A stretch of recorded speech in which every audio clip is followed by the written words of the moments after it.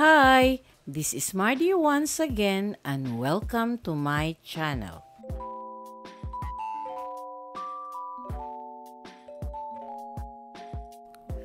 Ramon Arteaga Zamora was a renowned Filipino film actor, best known for his action-packed roles in martial arts films during the 1970s. Often referred to as the Bruce Lee of the Philippines, Zamura's unique blend of martial arts skill and comedic flair won him a dedicated following and established him as a prominent figure in Filipino cinema.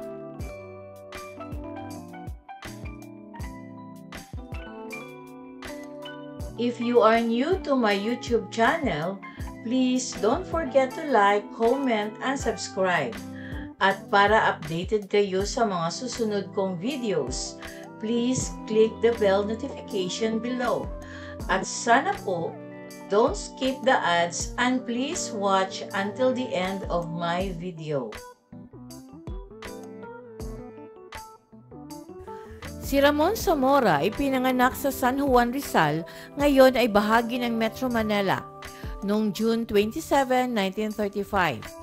Nagsimula ang kanyang karera sa entertainment noong 1953 nang pumasok siya sa industriya bilang isang stuntman at dancer para sa LVN Pictures. Sa una ay nagtatrabaho sa vaudeville circuit.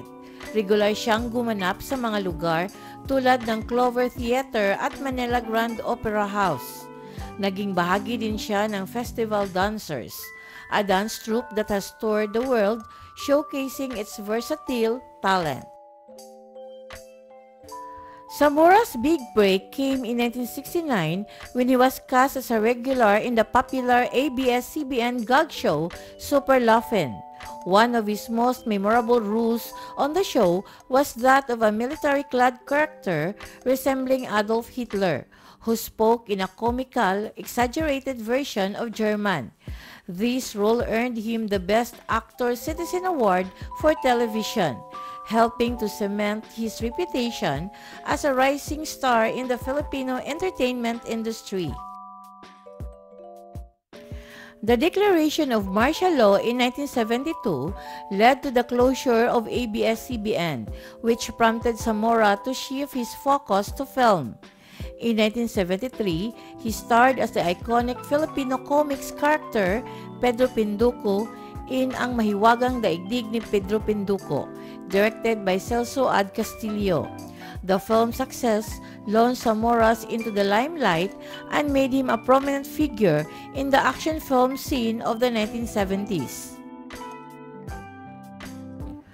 Habang tumataas ang katanyagan ng mga martial art films sa buong mundo, lalo na kasunod ng tagumpay ni Bruce Lee, umunlad ang karera ni Zamora. Nakilala siya sa isang martial arts theme na mga pelikula na kadalasang may comedic edge. Ang ilan sa kanyang mga kilalang titulo mula sa panahong ito ay kinabibilangan ng Shadow of the Dragon in 1973, Cobra at Lawin in 1973, Game of Death in 1974, Return of the Dragon in 1977, at Bruce Lee It in 1978. Ang mga pelikulang ito ay malawak na matagumpay sa Pilipinas at nag-ambag sa katayuan ni Zamora bilang isa sa mga nangungunang box office draw ng panahon. In 1978, he starred alongside actor Weng Weng in the film Chop Suey Meets Big Time Papa, further showcasing his versatility in the action comedy genre. Later, in 1989, Zamora played a memorable villain alongside Edo Manzano and Lito Lapid in Hindi Paluluping, an action film pack that was well received by fans of the genre. By the 1980s, Zamora's career as a leading man began to decline, and he transitioned to guest starring roles in television programs, often reprising his iconic Hitler character from Super Laugh-In. He also took on supporting roles in various films, including a 1994 update of the Pedro Pinduco saga, Ang Pagbabalik ni Pedro Pinduco, starring Jano Gibbs. Zamora's final years were marked by his involvement in the 2007 film Ata All for Rent, which was completed before his untimely death from a heart attack on August 26, 2007. He passed away at his home in Antipolo, leaving behind a legacy as one of the Philippines' most beloved action stars. He was laid to rest at Loyola Memorial Park in Marikina. Ramon Zamora's contributions to Filipino cinema, particularly in the action and martial arts genres, continue to be remembered by fans and filmmakers alike. His distinctive blend of martial arts prowess and comedic timing set him apart as a unique talent in the Philippine film industry. His portrayal of Pedro Pinduco remains an iconic part of his legacy, and he is remembered fondly as the Bruce Lee of the Philippines. Thank you very much for watching. And according to Bansky, if you get tired, learn to rest, not to quit.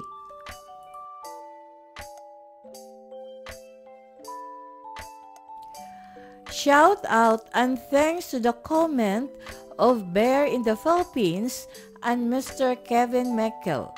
Maraming salamat po.